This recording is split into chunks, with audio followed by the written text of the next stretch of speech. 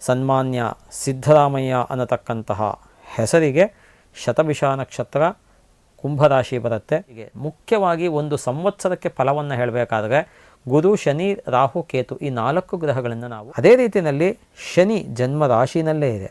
ಅಂದರೆ 7.5 ನಡೀತಾ ಇದೆ, ಮಧ್ಯಭಾಗದಲ್ಲಿದೆ. 7.5 ನಡೀತಾ ಇದೆ ಅಂದರೆ ವಿನಾಕಾರಣ ಟೆನ್ಷನ್. ರವಿ, ಬುಧ, ಶುಕ್ರ ಸಪ್ತಮದಲ್ಲಿದ್ದಾರೆ. ಬುಧ, ಶುಕ್ರ ಕೂಡ ಗೋಚಾರದಲ್ಲಿ ಸಪ್ತಮದಲ್ಲಿ ಒಳ್ಳೆಯ ಫಲವನ್ನು ಕೊಡೋದಿಲ್ಲ. ಸಪ್ತಮದಲ್ಲಿ ಶುಕ್ರ ಇತ್ತು ಅಂದರೆ ಪತಿ ಜಾತಕ ಆಯಿತು ಅಂದರೆ ಪತ್ನಿಗೆ ತೊಂದರೆ, ಪತ್ನಿ ಜಾತಕ ಆದರೆ ಪತಿಗೆ ತೊಂದರೆ ಅಂತ ಹೇಳುತ್ತೆ ಶಾಸ್ತ್ರದಲ್ಲಿ.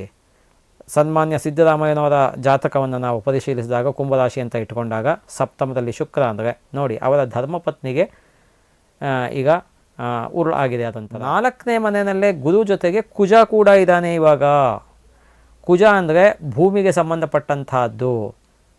ಈಗ ನಡೀತಾ ಇರತಕ್ಕಂತಹ ಒಂದು ಮೂಢ ಹಗರಣ ಅಂತ ಏನು ಇದೆ ಅದು ಕೂಡ ಭೂಮಿಗೆ ಸಂಬಂಧಪಟ್ಟಂತಹದ್ದು. ವಿಷ್ಣು ಗುರುರ್ದೇವೋ ಮಹೇಶ್ವರ ಗುರುಃ ಸಾಕ್ಷಾತ್ ಪರಂ ಬ್ರಹ್ಮ ತಸ್ಮೈ ಶ್ರೀ ಗುರವೇ ನಮಃ. ಸರ್ವೇಭ್ಯೋ ಋಷಿಭ್ಯೋ ನಮಃ, ಸರ್ವೇಭ್ಯೋ ಶಾಸ್ತ್ರಪ್ರವರ್ತಕೇಭ್ಯೋ ನಮಃ. ಬಂಧು ಮಿತ್ರರೇ, ನಮ್ಮ ಕರ್ನಾಟಕ ರಾಜ್ಯದ ಮುಖ್ಯಮಂತ್ರಿಗಳು ಆಗಿರ್ತಕ್ಕಂತಹ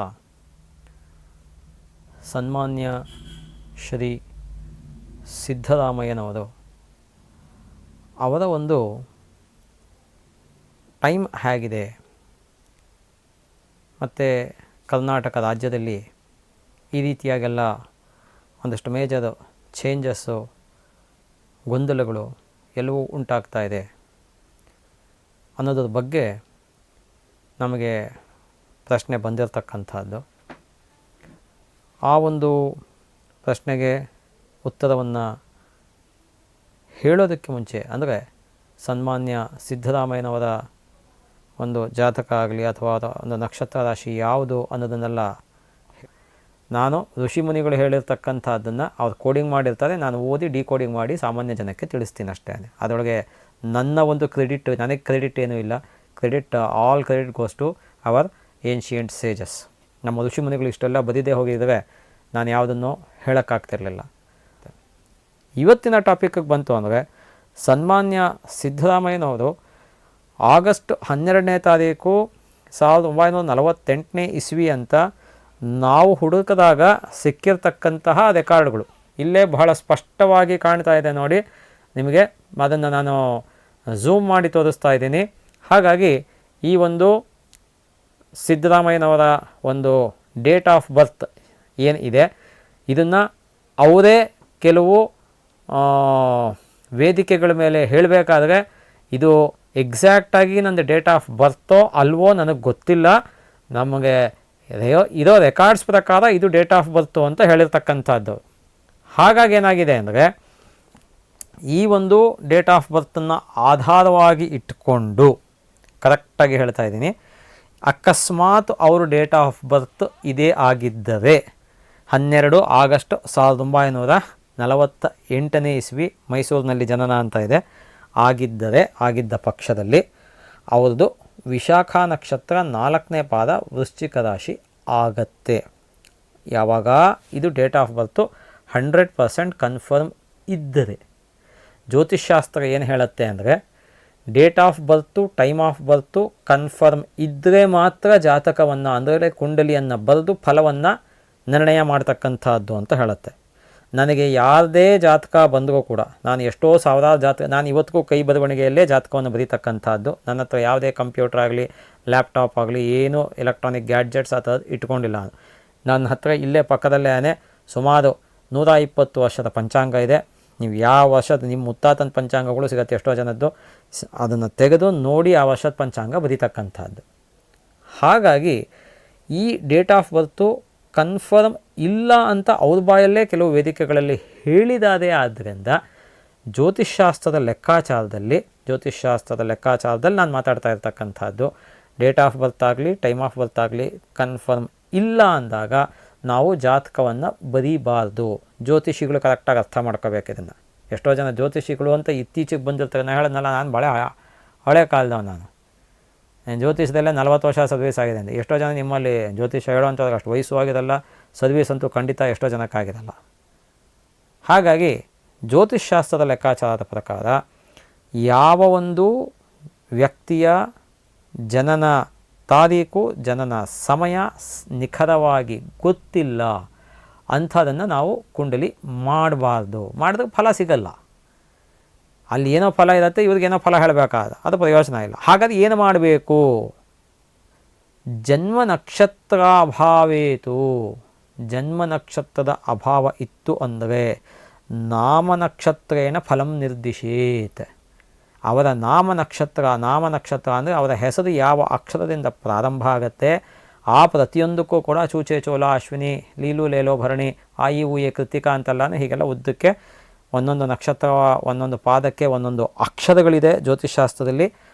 ಆ ಲೆಕ್ಕಾಚಾರದಲ್ಲಿ ಇವ್ರದ್ದು ಯಾವ ನಕ್ಷತ್ರ ಬರುತ್ತೆ ಅನ್ನೋದನ್ನು ಶೀಶು ಶೇಷೋ ಶ್ರವಣ ಗಾಗಿ ಗೂಗೆ ಧನಿಷ್ಠ ಗೋಸಾಸೀಸು ಶತಭಿಷ. ಸಿದ್ಧರಾಮಯ್ಯ ಅನ್ನೋ ಹೆಸರಿಗೆ ಗೋಸಾಸೀಸು ಶತಭಿಷ ನಕ್ಷತ್ರ 3ನೇ ಪಾದ ಬರ್ತಕ್ಕಂಥದ್ದು. ಹಾಗಾಗಿ ಶತಭಿಷ ನಕ್ಷತ್ರ ಕುಂಭರಾಶಿ ಇದು ಅವರ ನಕ್ಷತ್ರ ರಾಶಿ ಅಂತ ಇಟ್ಕೋಬೇಕು ನಾವು. ಯಾಕೆ ಜನ್ಮ ನಕ್ಷತ್ರ ಸರಿಯಾಗಿ ಗೊತ್ತಿಲ್ಲ. ಜನ್ಮ ನಕ್ಷತ್ರ ಯಾಕೆ ಗೊತ್ತಿಲ್ಲ ಅಂದರೆ ಅವ್ರದ್ದು ನಿಖರವಾದಂತಹ date of birth time of birth ಇಲ್ಲ ಅನ್ನೋದನ್ನು ಅವರೇ ಕೆಲವು ಕಡೆ ಹೇಳಿದ್ದಾರೆ. ಆ ಆಧಾರದ ಮೇಲೆ ಮತ್ತು ನಮಗೆ ಸಿಕ್ಕಿರ್ತಕ್ಕಂತಹ ಈ ಒಂದು ಗೂಗಲ್ಲು ಅಥವಾ ವಿಕಿಪೀಡಿಯಾ ಇವುಗಳ ಆಧಾರದ ಮೇಲೆ ಎಲ್ಲವನ್ನೂ ನಾನು ಕೂಲಂಕಷವಾಗಿ ಪರಿಶೀಲಿಸಿ ಹೇಳ್ತಾ ಇರತಕ್ಕಂಥದ್ದು.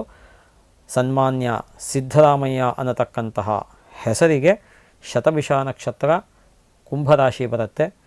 ಶತಭಿಷ ನಕ್ಷತ್ರ ಕುಂಭರಾಶಿಯ ಫಲವನ್ನು ನಾವು 2024ನೇ ಇಸವಿದನ್ನು ನೋಡಕ್ಕೆ ಹೋಯಿತು ಅಂದರೆ ಏನು ಕುಂಭರಾಶಿಗೆ ಮುಖ್ಯವಾಗಿ ಒಂದು ಸಂವತ್ಸರಕ್ಕೆ ಫಲವನ್ನು ಹೇಳಬೇಕಾದ್ರೆ ಗುರು ಶನಿ ರಾಹು ಕೇತು ಈ 4 ಗ್ರಹಗಳನ್ನು ನಾವು ಮುಖ್ಯವಾಗಿ ಇಟ್ಕೊಳ್ತೀವಿ. ಯಾಕೆ ಅಂದರೆ ಲಾಂಗ್ ಸ್ಟ್ಯಾಂಡಿಂಗ್ ಪ್ಲ್ಯಾನೆಟ್ಸ್ ಅಂತ ಕರಿತೀವಿ. ಒಂದು ವರ್ಷದವರೆಗೂ ಕೂಡ ಸಾಮಾನ್ಯವಾಗಿ ಇರ್ತಕ್ಕಂಥದ್ದು. ಯಾಕೆಂದರೆ ಗುರು 1 ವರ್ಷ ಇರ್ತಾನೆ, ಶನಿ 2.5 ವರ್ಷ ಇರ್ತಾನೆ, ಮತ್ತು ರಾಹುಕೇತುಗಳು 1.5 ವರ್ಷ ಒಂದೇ ರಾಶಿಯಲ್ಲಿ ಇರ್ತವೆ. ಹಾಗಾಗಿ ಈ 4 ರಾಶಿಗಳನ್ನು ಮುಖ್ಯವಾಗಿ ಇಟ್ಕೊಂಡು ನಾವು ಹೇಳ್ತೀವಿ. ಇನ್ನು ಮಿಕ್ಕಿದ್ದು ರವಿ ಕುಜ ಮತ್ತು ಬುಧ ಶುಕ್ರ ಮತ್ತು ಚಂದ್ರ ಅನ್ನೋದು 2.5 ದಿನಕ್ಕೆ ಒಂದೊಂದು ಸತಿ ರಾಶಿಯನ್ನು ಬದಲಾವಣೆ ಮಾಡ್ತಾ ಇರ್ತಾನೆ. ಹಾಗಾಗಿ ಇದೆಲ್ಲವನ್ನೂ ನಾವು ನೋಡಿದಾಗ ಈ ರವಿ ಬುಧ ಶುಕ್ರ ಎಲ್ಲ ಒಂದೊಂದು ತಿಂಗಳಿಗೆ ಫಲವನ್ನು ವ್ಯತ್ಯಾಸ ಮಾಡ್ತಾ ಹೋಗ್ತಾ ಇರ್ತಾರೆ. ಬುಧ ಶುಕ್ರದ್ದು 28ರಿಂದ 30 ದಿನ, ರವಿ 30 ದಿನ, ಕುಜ 45 ದಿನ, ಚಂದ್ರ 2.5 ದಿನ. ಇದು ಲೆಕ್ಕಾಚಾರ ಇರತಕ್ಕಂಥದ್ದು. ಹಾಗಾಗಿ ವರ್ಷಫಲವನ್ನು ನಾವು ನೋಡಿದಾಗ ಆ ವರ್ಷಫಲದಲ್ಲಿ ಕುಂಭರಾಶಿಗೆ ಗುರು ಬಂದು ಸದ್ಯಕ್ಕೆ ಈಗ 4ನೇ ಮನೆಯಲ್ಲಿ ಇದ್ದಾನೆ. ಕುಂಭ, ಮೀನ, ಮೇಷ, ವೃಷಭ. ಹಾಗಾಗಿ 4ನೇ ಮನೆಯಲ್ಲೇ ಗುರು ಜೊತೆಗೆ ಕುಜ ಕೂಡ ಇದ್ದಾನೆ. ಇವಾಗ ಕುಜ ಅಂದರೆ ಭೂಮಿಗೆ ಸಂಬಂಧಪಟ್ಟಂತಹದ್ದು. ಈಗ ನಡೀತಾ ಇರತಕ್ಕಂತಹ ಒಂದು ಮೂಢ ಹಗರಣ ಅಂತ ಏನು ಇದೆ ಅದು ಕೂಡ ಭೂಮಿಗೆ ಸಂಬಂಧಪಟ್ಟಂತಹದ್ದು. ಗುರು ಕೂಡ ಅಲ್ಲೇ ಇದ್ದಾನೆ, ಕುಜ ಕೂಡ ಅಲ್ಲೇ ಇದ್ದಾನೆ. ಕರೆಕ್ಟಾಗಿ ಅರ್ಥ ಮಾಡ್ಕೋಬೇಕು ಎಲ್ಲರೂ ಕೂಡ. ಹಾಗಾಗಿ ಏನಾಗುತ್ತೆ ಅಂದರೆ ಭೂಮಿಗೆ ಸಂಬಂಧಪಟ್ಟಂತಹ ವಿಚಾರಗಳಲ್ಲಿ ತೊಂದರೆಗಳು ಬರ್ತಕ್ಕಂತಹ ಪಾಸಿಬಿಲಿಟಿ. ಕುಂಭರಾಶಿ ಅದು ಕೇವಲ ಸಿದ್ದರಾಮಯ್ಯನವರಿಗೆ ಅಷ್ಟೇ ಅಂತಲ್ಲ, ನಿಮ್ಮದು ಯಾವುದೇ ಕುಂಭರಾಶಿ ಆಗಿದ್ದರೂ ಕೂಡ ಭೂಮಿಗೆ ಸಂಬಂಧಪಟ್ಟಂತಹದ್ದು, ಮನೆಗೆ ಸಂಬಂಧಪಟ್ಟಂತಹದ್ದು, ಪೃಥ್ವಿ ತತ್ವ ಅಲ್ಲ ಮತ್ತು ಈ ಒಂದು ವಿಚಾರದಲ್ಲಿ ಸಣ್ಣ ಪುಟ್ಟ ತೊಂದರೆಗಳು ಆಗ್ತಕ್ಕಂಥದ್ದು ಸೂಚನೆ ಇದೆ. ಅದೇ ರೀತಿಯಲ್ಲಿ ಶನಿ ಜನ್ಮ ರಾಶಿನಲ್ಲೇ ಇದೆ. ಅಂದರೆ 7.5 ನಡೀತಾ ಇದೆ, ಮಧ್ಯಭಾಗದಲ್ಲಿದೆ. 7.5 ನಡೀತಾ ಇದೆ ಅಂದರೆ ವಿನಾಕಾರಣ ಟೆನ್ಷನ್ನು. ಯಾರಿಗೇ ಆಗಿರಲಿ, ನೀವು ಯಾವುದೇ ಕುಂಭರಾಶಿಯವರಾಗಿದೆ, ಕುಂಭರಾಶಿಯವರು ಎಲ್ಲರಿಗೂ ಕೂಡ ನಾನು ಹೇಳ್ತಾ ಇದ್ದೀನಿ, ಮೀನರಾಶಿಯವರು ಕೂಡ ಇನ್ನೂ ಎಚ್ಚರಿಕೆಯಲ್ಲಿರಬೇಕು. ಅದು ಸ್ಪಷ್ಟವಾಗಿ ಹೇಳ್ಬಿಟ್ಟು ಇವಾಗಲೇ ತಕ್ಷಣ ವಾಯಲ್ಲಿ ಬಂತು ಹೇಳ್ತಾ ಇದ್ದೀನಿ. ಮೀನರಾಶಿಯವರು ಯಾಕೆ ಅಂದರೆ ಶನಿ 12ರೊಳಗಿದ್ದಾನೆ, ಜನ್ಮರಾಶಿನಲ್ಲೇ ಅಂದರೆ ಮೀನದಲ್ಲೇ ರಾಹು ಇದ್ದಾನೆ, ಸಪ್ತಮದಲ್ಲಿ ಕೇತು ಇದ್ದಾನೆ, ಗುರು 3ನೇ ಮನೇಲಿದ್ದಾನೆ. ಇನ್ನೂ 1.25 ವರ್ಷ ಟೈಮ್ ಚೆನ್ನಾಗಿಲ್ಲ ಮೀನರಾಶಿಗೆ.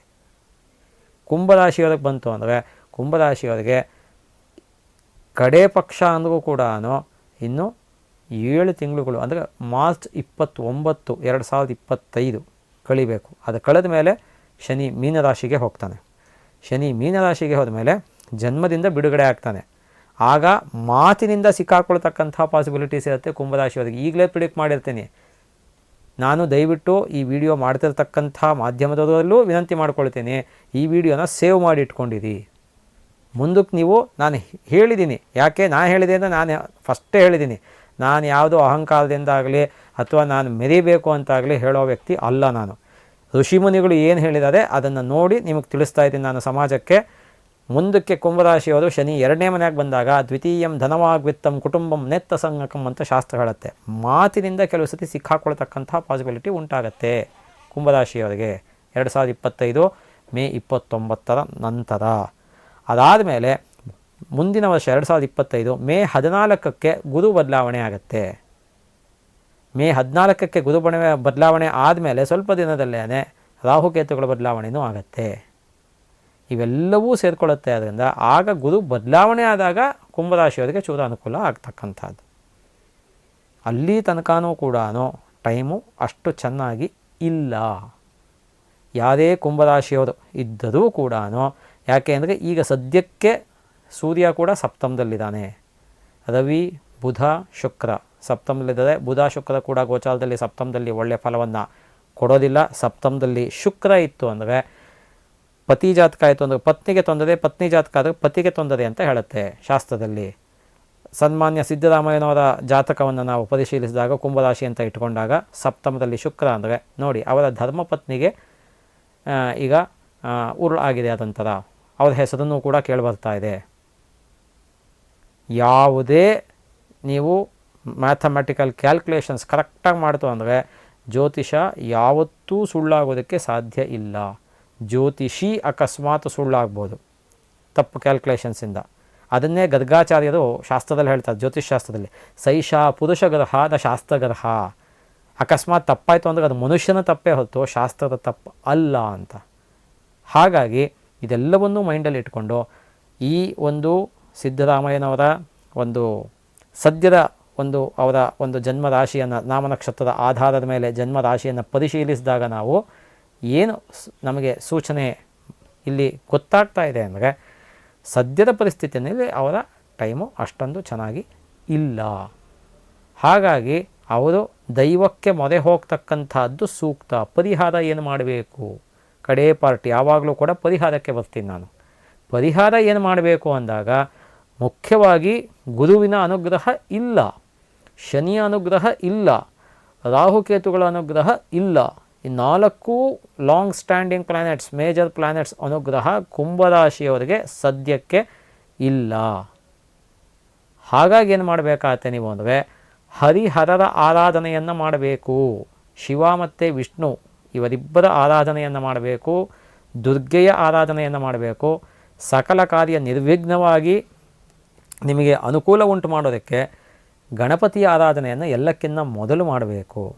ಗಣಪತಿಯ ಆರಾಧನೆಯನ್ನು ಮಾಡಿ, ವಿಷ್ಣು ಮತ್ತು ಶಿವರ ಆರಾಧನೆಯನ್ನು ಮಾಡಿ, ದುರ್ಗೆಯ ಆರಾಧನೆಯನ್ನು ಮಾಡಿ, ಇದೆಲ್ಲದರ ಜೊತೆಗೆ ಆಂಜನೇಯ ಸ್ವಾಮಿಯ ಪೂಜೆಯನ್ನು ಮಾಡಿ ಶನಿಯ ದೋಷ ನಿಮಗೆ ಕಮ್ಮಿ ಆಗತ್ತೆ. ಈ ಒಂದು ವಿಷಯ ಕೇವಲ ಸನ್ಮಾನ್ಯ ಸಿದ್ದರಾಮಯ್ಯನವರಿಗೆ ಅಷ್ಟೇ ಅಲ್ಲದೆ ಎಲ್ಲ ಕುಂಭರಾಶಿಯವರು ನಾನು ಹೇಳಿರ್ತಕ್ಕಂತಹ ಈ ಒಂದು ಪರಿಹಾರವನ್ನು ಮಾಡಿಕೊಳ್ತು ಅಂದರೆ ನಿಮಗೆ ಮುಂದಕ್ಕೆ ಅನುಕೂಲ ಆಗ್ತಾ ಹೋಗುತ್ತೆ. ಕುಂಭರಾಶಿಯವರಿಗೆ ಮುಂದಿನ ವರ್ಷದಲ್ಲಿ ಅನುಕೂಲದ ದಿನಗಳು ಇವೆ. ಹಾಗಾಗಿ ಈ 2024ರಲ್ಲಿ ಸ್ವಲ್ಪ ಎಚ್ಚರಿಕೆಯಲ್ಲಿ ಇರತಕ್ಕಂಥದ್ದು, ಆರೋಗ್ಯದ ವಿಚಾರದಲ್ಲೇ ಆಗಲಿ, ಹಣಕಾಸಿನ ವಿಚಾರದಲ್ಲೇ ಆಗಲಿ, ಅಥವಾ ಈ ಥರ ರಾಜಕೀಯ ಕ್ಷೇತ್ರದಲ್ಲಿ ತಂದ ಸಾಮಾಜಿಕ ಗೊಂದಲಗಳ ವಿಚಾರಗಳು, ಸ್ಕ್ಯಾಂಡಲ್ಸ್ ಆಗ್ತಕ್ಕಂಥದ್ದು, ಇವೆಲ್ಲವನ್ನೂ ಕೂಡ ಬಹಳ ಎಚ್ಚರಿಕೆಯಿಂದ ಇರ್ತಕ್ಕಂಥದ್ದು ಬಹಳ ಸೂಕ್ತ ಅಂತ ಹೇಳ್ತೇನೆ.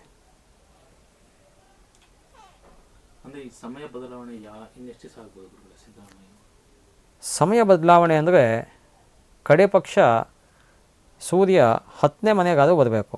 ಈಗ ಇರ್ತಕ್ಕಂಥದ್ದು 7, 8, 9 ಇನ್ನು 3 ತಿಂಗಳು ಕಳಿಬೇಕು.